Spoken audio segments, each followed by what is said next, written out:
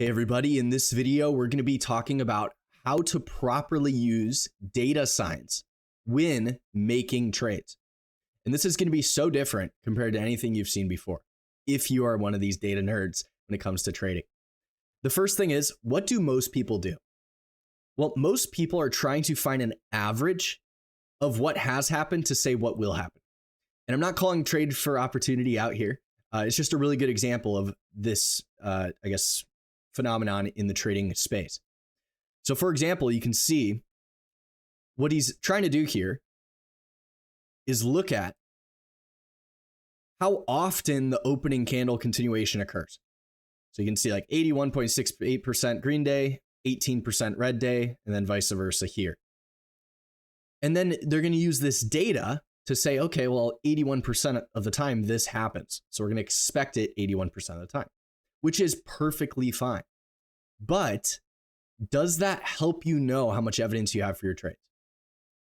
A little bit, right? Because you can say, well, the S&P opened up 100 points, 80% of the time it closes green if that happens. So I'm going to expect it to close green.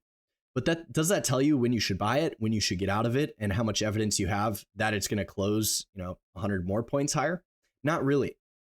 So it's good data, but can we have better data is the question.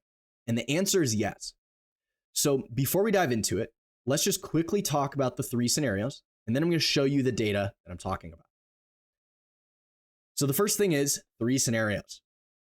There is only three ways price trades. So the scenario one is an inside bar. We call this an equilibrium or a consolidation. It's going sideways, doing nothing. We're not going to trade these. A scenario two is a trending or directional bar. So if it's two up, see it's higher lows and higher highs. It's going higher. If it's a two down, it's lower highs and lower lows. It's going lower. This tells us price is trending. And this is what traders are looking to trade. We also have what we call scenario three, which we're not going to discuss here today, but it's a very important part of the strat. So if you want to learn the strat, I have a video on my channel called Learn the Strat in One Video. Go and watch that and you'll understand the threes. But just knowing the scenario two is going to help us here today. So let's go and take a look at the data and how we can use just the scenario two with our data to make trades and know how much evidence we actually have for our trades to work. So you're going to see here, we are on the S&P or the SPY daily chart. Now let's identify what we know to be true about the daily chart as of Monday. On Monday, it started as a 2 to the downside. You'll see this bar makes a lower high to the previous bar's highs and a lower low to the previous bar's lows. It was going down Monday, that's for sure. The NASDAQ or the QQQ was also a 2 down on Monday. Therefore, it was also going down Monday. That has to be true. The Dow Jones was also a 2 down on Monday. It was definitely going down on Monday. That has to be true. And the IWM was a 2 down on Monday. It had to be going down on Monday as well. That was also true. So when we look at this, we can already say, well, most of the market's going down on Monday. But how much of the market was actually going down is the question. Because that tells you how much evidence you have to start the week that they're selling. Well, let's go and take a look. So you're going to see of the stocks we tracked, 81% of the S&P and 86% of the NASDAQ was going 2 down to start the week. So we can say to start the week, definitely going down, right? And you'll see this is our data analysis from our new Strat scanner. And this is amazing. So of the whole market, most things were going down to start the week. We can see we had some strength in the cyclicals, the healthcares, a little bit of technology, a little bit of cyclicals, a little bit of materials, right? But for the most part, going down, right? 90% or more for most of these sectors. Therefore, was not a buy on Monday as far as we knew, right? The whole market's going down. Now, let's see what happened. So we look to the next day. We call this confirming and negating. And what this means is the whole market's going down Monday, right? They came in and sold on Monday. We will either confirm or negate that. And what that means is either we're going to go 2 down again, right? So lower highs, lower lows again, and they're still selling. Or we're going to take out Monday's highs and we're going to become 2 up, which is a reversal. So if everything's going down, and then you can see we went 2 up, higher lows, and then above 521.70, higher highs. At that point, we have reversed Monday. Anyone that shorted Monday, they're in trouble. So when we take out Monday's highs like we did here, we say, although they started the week selling, the second day of the week negates that. And now they're buying this week. Anyone that got short on Monday has a problem. They're going to have to buy to close. Therefore, we want to know how many of those time frames or those stocks across the whole market reversing what had occurred Monday. And that's where the next part of data comes in. Let me show you. So you're going to see this is about 40 minutes after the open. We could be looking at it right at the open. I just woke up a little late yesterday morning. But what we saw was a majority of signals, or reversals in this case, were 2 down, 2 up on a Tuesday. When we go and look at the stats, 60% of the SPY had reversed. 60% of the NASDAQ had reversed. And then give or take the rest of the market, about 60 to 70% on most. Therefore, most things rejected the sell on Monday. Those short sellers Monday have a problem.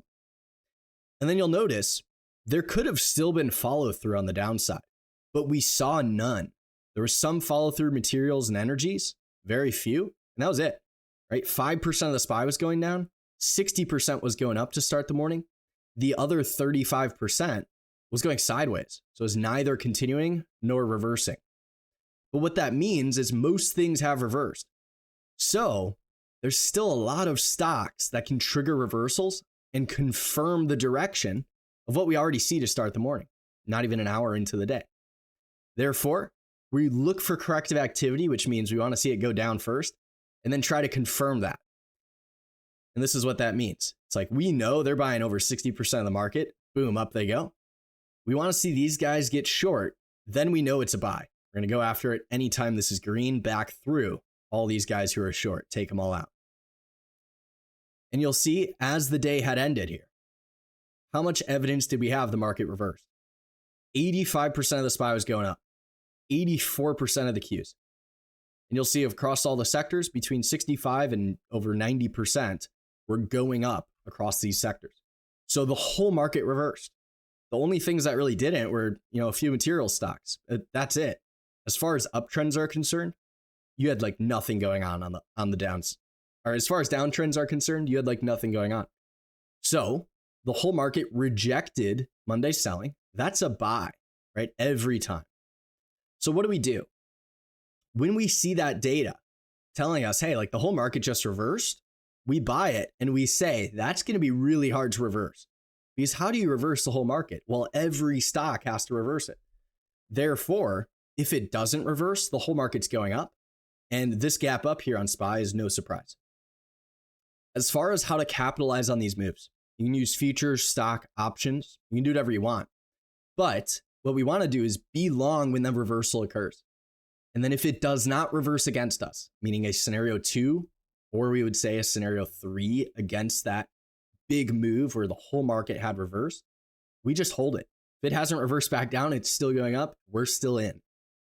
So you can see this was a position I took yesterday morning, and it had closed up about $346, and it wasn't even a big position.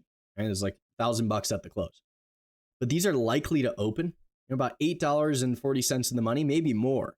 So even with a relatively small size here, I should be able to walk away with a couple $1,000s this morning. And this is the power of what we're talking about. We can be pretty confident on our trades because of the evidence. And what this evidence does with the statistical analysis of the 2s up and 2s down is it brings your trading ideas from this is probably or maybe going to happen to this is definitely happening right now. And if it doesn't reverse, it's definitely going up. So if you're a trader, this is like one of the most useful things you can get. If you're interested in getting access to our scanner, what you can do is go to the link in the description and you can put your first and last name in. You don't have to include your phone number if you do not want to. Just make sure it's your legal first and last name and then put your email in. And if you do that, we'll send you an email when this scanner goes public.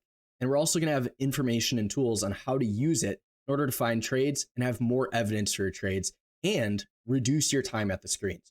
Because this scanner not only does everything I've shown you here today, but it does a lot more.